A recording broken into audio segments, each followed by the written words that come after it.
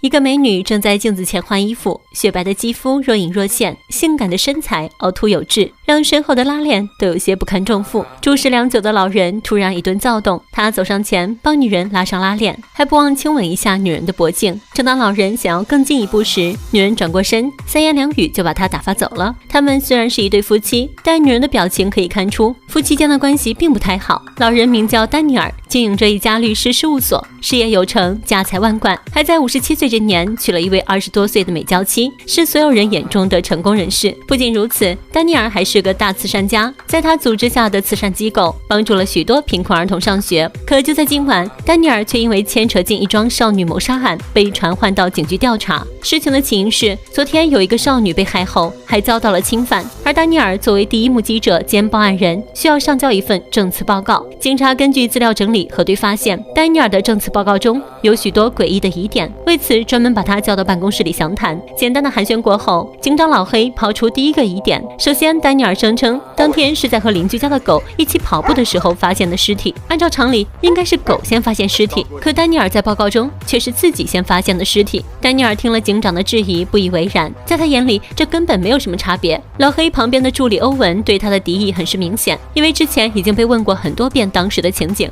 丹尼尔有些不耐烦，但还是又一次回忆起当时发现尸体的过程。那天他像往常一样从邻居家借狗来到户外跑步，跑着跑着突然狗不见了，丹尼尔赶紧追上去，发现狗对着一个地方不停地狂吠。丹尼尔跟着狗走进丛林，就在那里他发现女孩的尸体。一开始丹尼尔以为女孩只是睡着了，因为她衣衫齐整，完全没有被伤害过的迹象。睁大的双眼又让他感觉到一丝的不对劲，他蹲下身子靠近女孩胸口聆听，发现女孩已经没有了心跳，他这才确认女孩已经遇害了。他赶紧跑回家，第一时间打电话报警。可警长老黑却说，根据对邻居们的调查取证，丹尼尔那天根本就没有去借狗，可丹尼尔却坚称自己是借完狗才开始跑步的。双方各执一词，可老黑又说另外2名邻居也说他没有去跑步。丹尼尔怒了，他觉得邻居之所以这样说，是因为想陷害自己，他们都嫉妒自己的财富和名望，还嫉妒自己有一个美艳的妻子，就连老黑也不例外。面对丹尼尔愤怒的指责和怀疑，老黑不慌不忙拿出证据。在报案后第一时间，他们就到案发现场取证，发现这里根本就没有狗的脚印。听到这里，丹尼尔开始闪烁其词，当场改了口供，说是自己记错了，那天他确实没有找邻居借狗，他和狗是在半路上遇到的。之后的事情就不用多说，还是一模一样的经过。丹尼尔给出的解释虽然牵强，但也勉强过关，但如此自相矛盾的说法让其嫌疑陡增。然而还没等他喘过气，老黑紧接着又提出第3个疑点。证词报告上说，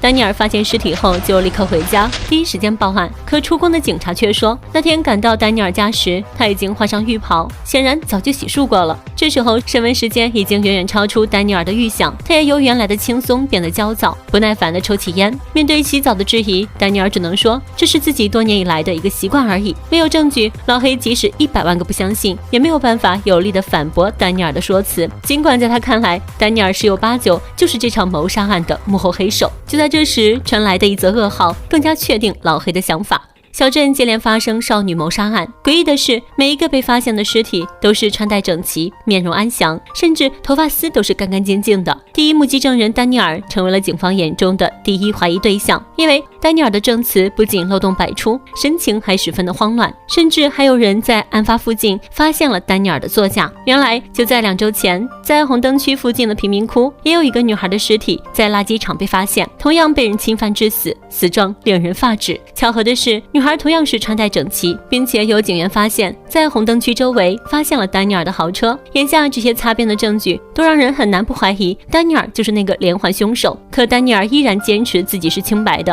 对于他的车为什么会停放在那里，丹尼尔是这样解释的：那天他买了圣诞礼物，去看望一下小姨子，在回来的路上，丹尼尔因为喝了酒，感觉头昏脑胀，出于安全考虑，他就把车停在他家附近的红灯区，独自一个人在长椅上睡着了。一直到酒醒后，丹尼尔才驱车回家。老黑的助理欧文都听不下去了，这么牵强的说辞，傻子才会相信。可警察办案讲究的是证据，没有证据，他们恨得牙痒痒也没有办法。还是老黑经验丰富，他在丹尼尔的话中找出疑点，既然是去小姨子家拜访，那为什么不带上妻子一起去呢？听到这，一直理直气壮的丹尼尔顿时软了下来。妻子莉莉安是丹尼尔的软肋，不方便透露。老黑不依不饶，继续甩出关键性证据。莉莉安和小姨子一家因为某些些原因早已经不相往来，偏偏丹尼尔选择这一天去了他家，而且根据监控显示，他的车出现在红灯区附近，与推测的女孩死亡的时间极度吻合。欧文更是含沙射影地表示，肯定是年轻貌美的莉莉安看上了年轻气盛的妹夫，毕竟枕边人丹尼尔都快60岁了，年老色衰，自然满足不了妻子的需求。一番话彻底把丹尼尔激怒，痛斥警方信口开河，刺探别人的隐私。就在老黑持续发动进攻，即将给丹尼尔最后一击的时候，西装革履的上司匆匆赶到办公室，他对老黑下达死命令，无论如何，只要没有证据，丹尼尔今晚就不能被拘留，因为他还有一场慈善晚会要主持。丹尼尔作为当地的慈善会一把手，要是没有了他，那么就会有成百上千的儿童遭遇不幸。老黑再无奈再不甘心，也只能听从上司的命令。老黑把丹尼尔送到晚会上，亲自监督他完成祝词。在台上，丹尼尔完全没有一点嫌疑人的样子，他侃侃而谈，活脱脱一个慈悲心肠的成功人士模样。任谁也想不到，这样一个人们眼中的大善人，竟然是连环杀人案的第一嫌疑人。祝词结束，老黑立刻把丹尼尔带离会场，两人回到警局。没过多久，丹尼尔的妻子莉莉安也闻讯赶来，她坐在隔壁的审讯室里，不慌不忙，先点燃一根烟，优雅地吸一口。当老黑问起丹尼尔曾经拜访小姨子一家的事，莉莉安直言自己并不知情，她只知道那天丹尼尔很晚才回来，而且衣衫不整，面色惊慌，还把他拒之门外。老黑听到后敏锐地发现，这和丹尼尔的证词有所出入。丹尼尔这里面对老黑的咄咄逼人和妻子的质疑，丹尼尔只好老实交代，说自己确实没有直接回家，而是拐了个弯来到红灯街区。可他并没有越轨，而是义正言辞地拒绝了女技师们的邀请。这一番说辞让老黑抓住了漏洞，因为经过他一番调查取证，发现红灯街区的大部分女孩都能一眼就认出丹尼尔。没想到打脸来得这么快，丹尼尔只好承认，当晚酒醒一些后，他感到饥渴难耐，却又不敢回家找妻子。事实上，他和妻子已经貌合神离，长期分房睡很久了。丹尼尔只能依靠这种方式得到短暂的安慰。丹尼尔声称自己之所以一直不承认，就是不想让妻子知道这件事情。贪恋美色是男人的本性，不是吗？老黑又问他为何不做重新选择。丹尼尔说，那不过是下了刀山又入火海，并指出老黑同样面临婚姻生活的失败。老黑竟无言以对。可在老黑眼里，事情远远没有这么简单。丹尼尔真正想要隐瞒的不是自己的滥情，而是谋杀少女的事实。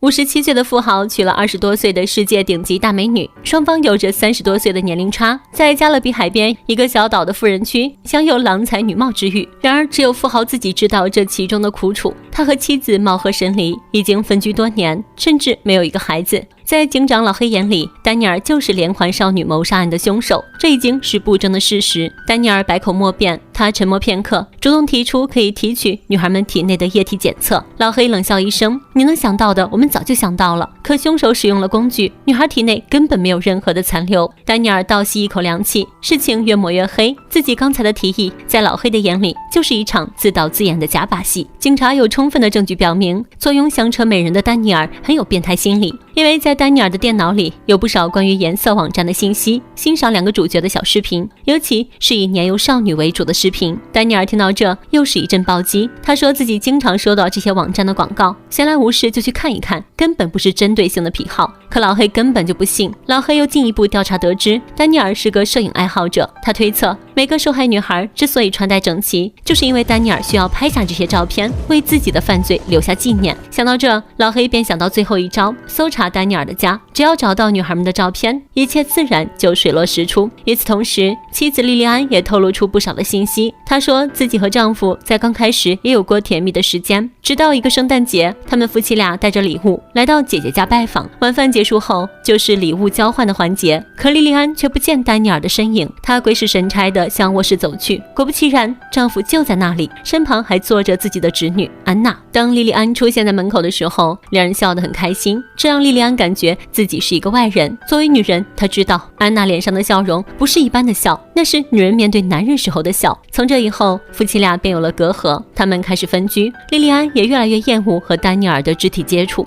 然而同样一件事情，在丹尼尔的视角里又变了一种味道。在他看来，和安娜就是长辈与晚辈的关系。自己那天之所以和安娜那么的开心，只是因为他们都吃了很多的甜食，加上节日气氛的烘托，他们都很兴奋。在丹尼尔看来，这些都不过是莉莉安的臆想。两人公说公有理，婆说婆有理，各执一词。到底是视角不同，还是为了遮盖事实？一切都要等搜查结果出来。没过多久，老黑的助理欧文传来消息，他在丹尼尔的安防室里找到了安娜的照片，甚至还有被害女童的照片。很明显，丹尼尔认识这些女孩。消息传来，丹尼尔彻底陷入了不利的境地。面对这些照片，丹尼尔直言自己确实认识这2个女孩，但也只是打过几次照面，拍过一些照片而已。他看向隔壁的莉莉安，两人隔着玻璃四目相对。此时的丹尼尔多么希望妻子能够相信自己，支持自己，可莉莉安却只是冷眼看着他。当得知这些照片是莉莉安找出的那一刻，丹尼尔绝望了。他瘫坐下来，解开领带，又松开几个纽扣，对着摄像机一字一句供认自己的作案过程。妻子不敢相信曾经爱过的人竟是如此的龌龊，忍不住朝他吐了一口唾沫。就在所有人都以为一桩案子水落石出的时候，一名女警员推门而入，说连环凶手已经找到了。就在进行第3次作案时，当场被抓获，并对自己的犯罪事实供认不讳。老黑愣了，莉莉安也愣了，大家都难以置信，随后陷入了沉思。此时毫不知情的丹尼尔还在绝望地编造自己的犯罪经过。原来丹尼尔之所以不停地修改供词，只是因为想隐瞒自己和妻子貌合神离的丑事罢了。阴差阳错之下，却被当成了杀人凶手，真相终于大白于天下。老黑关掉了摄像机，当场宣布丹尼尔无罪。丹尼尔此时已经心灰意冷，他从警局出来，走在大街上，